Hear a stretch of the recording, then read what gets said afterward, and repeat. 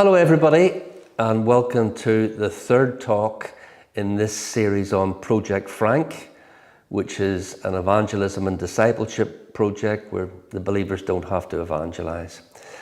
The title of this particular talk is called Open Doors and How to Recognize Them. You know, God opens doors when we ask Him to. In Colossians 4, we read about Paul asking the believers to pray for us that God would open a door to us for the Word. And there are plenty of other references where people have asked for prayer for God to open up doors. Now, excuse me, you might say to me, well, I'm not Paul, the Apostle Paul, for God to open a door for me to Europe. And you're right, and neither am I. But can God not open up a small door for you as a priest to your Franks? Can God not do that? Of course He can. And He absolutely wants to do that because you are His priest for your neighbours and your work colleagues and so forth. We need to ask Him to open up a door. Let's look at this verse. In Matthew chapter 7, it says this. Jesus says this. Ask and it will be given. Seek and you will find. Knock and it will be open to you. You hear what that plainly says? Knock and it will be open to you. I was probably a Christian less than a year when I read that verse and realized that God was making a promise here. If we knock, He will open a door. If I ask God to open up a door with some of my unsaved friends, God will open up a door. So that's the faith that we need to take in and pray, Lord, open a door for my Franks. Now remember, we're not having to evangelize, so we're just asking Him to open a door so we can befriend them and invite them to an outreach meeting later in the year. Now, here's the thing I would say again to churches where I do this course or groups of other believers. I will say this to them, look, if God doesn't open a door, then stay at home and relax. Now, that might sound, a bit comical perhaps, a bit cynical, I don't know. But the reality is, it's better doing that than trying to force open a door. Because usually we do this because we love the Lord. It's, from good motives. We feel we should be evangelizing. We care for people that are dying, and not going to heaven. And so we want to do something about it. So we try to open up a door because we feel this is how to serve the Lord. But if He hasn't opened up, we tend to blow the door. We'll say things that are out of place. We'll push somebody. We'll make them feel uncomfortable. And then we get no more further opportunity to talk to them about the Lord. So it's a question of waiting on God here for Him to open up the door. This is what we've been praying about earlier on. We've asked God to put on our hearts the ones He's already working in or wants to work in. And then we're praying for Him to open up a door and us to be led through the door, not to be doing this thing ourselves. So remember, you don't have to evangelize. You just have to befriend and invite.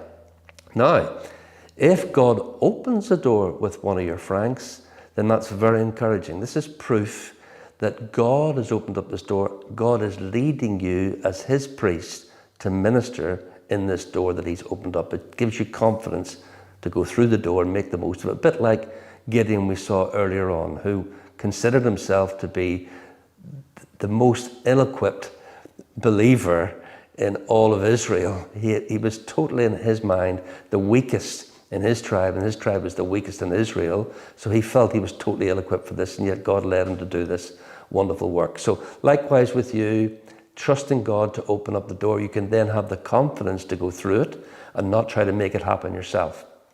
Now, obviously, if we're praying for God to open doors, we must recognize the doors that He opens. And there are three kinds of doors God will open. There's a practical door, a spiritual door, and an evangelistic door.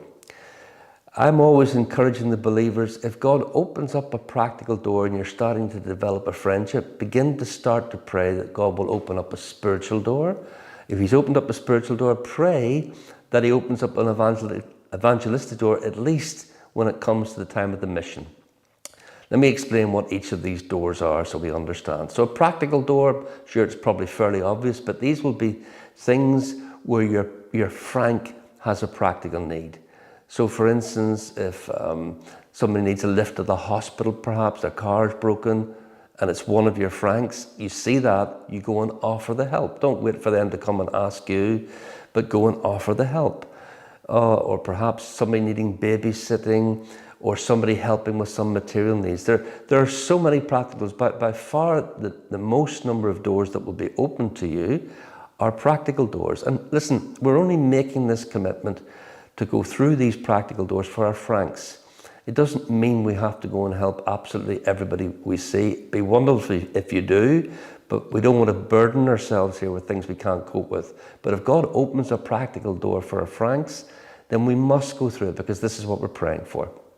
Okay, second kind of doors, spiritual doors. Now this is when a Frank begins to open up their heart to you and starts to share some needs that they have within their soul. So perhaps they might share that they're feeling lonely, or perhaps they might have some problems in their family, or maybe they're struggling with some recently somebody has hurt them, or maybe it's a hurt from the past, or things like that. They begin to open up and share spiritual needs. Now, what's the first thing you should do here, apart from pray? What's the first thing you should do? Listen. And we can all do that. Here, you don't need any training, you don't need any equipping, you just need to keep your mouth shut. You just need to listen to what the person's saying. Don't interrupt them, don't give them advice, don't try to direct the conversation, just let them pour out. Maybe as the conversation goes on, maybe they will ask a question and you try the best you can to answer the question, but you don't have to do any more at this stage than listen. Now, usually these spiritual doors will open up after we have developed a relationship having gone through a practical door, but it's not always the case. Sometimes a spiritual door will open up with one of our Franks that we weren't expecting, or a spiritual door will open up with somebody who isn't on our Frank list. And this will happen every time we've done this project. It's always happened, and more than once.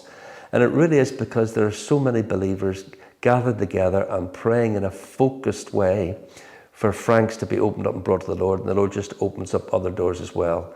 I suppose it's something to do with spiritual battles going on in heaven. But here's an example of one that happened some years ago. A couple of Christian friends of mine, husband and wife, I think it was a Saturday morning, and a neighbour knocked the door. The wife opened the door and vaguely recognised him. They weren't friends or anything, but she knew he was on the street, didn't know his name. And the neighbour said to her, "I just wanted to tell you that yesterday my wife died." Now, which kind of a door is that? I hope you would recognise straight away that that's a spiritual door. This is a man who's suffering grief and he wants to share it with somebody. Now, this couple, they weren't in the Frank project. They were taken by surprise. And the wife said, "Well, listen, here, here's the number of our pastor, if you need any help with anything." And she passed the number on and he went on home. What should we do, especially if we're in this Frank project? Invite that man in. Don't be frightened, don't be panicking, because all you have to do is listen. Invite him to come into the house, make a cup of tea, sit down, ask a question. Well, how are you feeling? Or whatever you feel would open the door, and let him pour out and speak. Probably he'll speak most about his wife, about the loss that he feels and so forth. Just trust that you are a priest of God in that situation, even if it's not a Frank, and that God is ministering through you just by listening. Like I say, if some questions do open up, trust that the Lord is giving you an answer for that question, but don't try to convert it into an evangelistic door, and don't try to answer questions that are not asked. Just love him. Listen and love. Okay, third kind of door is evangelistic doors, and this is when somebody is beginning to ask questions that are seeking questions. Now, this will usually happen with somebody that you've developed a friendship with, that you've already had perhaps spiritual conversations with them. They're beginning to find themselves opening up to God, being drawn to God, and they want to start to ask about how they can come into a relationship with God, but they don't really know what to ask. They're not in a place where they know the gospel. They're just beginning to want to find out more about God. So they might ask something like, does God answer prayer? Or perhaps they will say, is there a heaven? Is there a hell? These kind of questions. Now, whenever they ask that kind of question, you answer it as best you can, but don't answer a question they're not asking. Let the Lord lead it here. In other words, don't try to get to it too quickly. Don't try to open up something too quickly, because then you'll start to push a door. And as soon as they feel that you're starting to, they wouldn't even know the word, but as soon as they feel you're starting to press them or evangelize them, they'll close up and they may not open up again. So you've got to let God move here and just answer the question you're asking. If they don't answer any questions, don't say anything. You might say at the end, would you like me to pray for you? But even then, be careful with that. I want to give you an example. Again, this kind of thing can happen sometimes when it's not with a frank. It's not a relationship that's being developed. It can just happen out of the blue. My wife Mary and I were moving back from Moldova to Northern Ireland. We got ourselves a house. We were wanting to change the central heating system to be a gas central heating system. So we'd invited different ones to quote, and one particular plumber stroke engineer came to our house to give us a quote. Now, I wasn't in the house at the time. Mary showed him round. He began to do all the notes. One of the things we will do, my wife would say probably that she's not an evangelist, but she does do the work of an evangelist. And one of the things that we often talk about to other believers when we're teaching about how to evangelize, this is a different course, we would talk about raising your flag. In other words, lifting up some kind of thing that will let the person you're talking to know a little bit about who you are, that you're a Christian in some kind of way. You're not blurting out, I'm a Christian, but you put up something that will give them the opportunity to go down that route in the conversation. So one of the things that Mary got into the conversation fairly quickly is that we were missionaries abroad. We'd been living in the Republic of Moldova, and now we would come back to Northern Ireland. Now, often when you do that kind of thing, somebody goes, oh no, a Christian, and they finish the conversation straight away, or they will go, oh dear, right, let's be polite, and they'll ask some polite questions and finish it quickly. Okay, don't try to force open the door, but sometimes they will ask a seeking question. And this man said, well, what exactly were you doing in Moldova? And she began to explain that we'd been sharing the gospel and so forth. And as he listened to it, he said, oh yes, I used to believe that when I was a Baptist. So that's where the conversation ended. Mary couldn't wait to ring me and tell me about this. Now, just a couple of things about that conversation. If this man at the end says, I used to be like that when I was a Baptist, what would you discern straight away from that, really? Well, he was a Baptist. What happened? That he isn't a Baptist anymore? The second thing is, if there's some bad experience or if he's turned away, he's still willing to talk about it. Otherwise, he wouldn't have opened up the opportunity for my wife to speak to him and ask him, well, what happened? So we knew already that God had opened up an evangelistic door here, and we couldn't wait for him to come back. In fact, he was the best price. So we brought him back to finalize giving the contract, and I was at home, of course. And after we'd finished off all the contract details and so forth, sat down to have a cup of tea. And I said to him, now I can be bold now because he said this. And I said to him, last time you were here, you were telling my wife, you used to be a Baptist. What happened? And he just opened up. And what happened it was probably an hour we were talking, he just kept asking questions. All I had to do was answer the questions, and I was explaining the whole gospel from start to finish.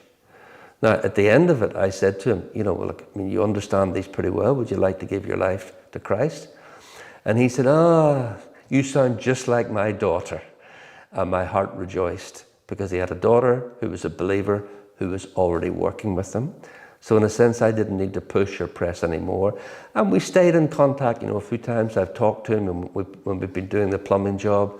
Isn't yet saved, but his daughter's working with him and praying for him. Okay, now, those are the things that can happen, when you're in this project and everybody's praying for the same thing. So here's what we need to do every day as you pray for your Franks. Lord, open up John and draw him to Christ. Pray this second prayer. Lord, open up a door for me to befriend John. Thank you.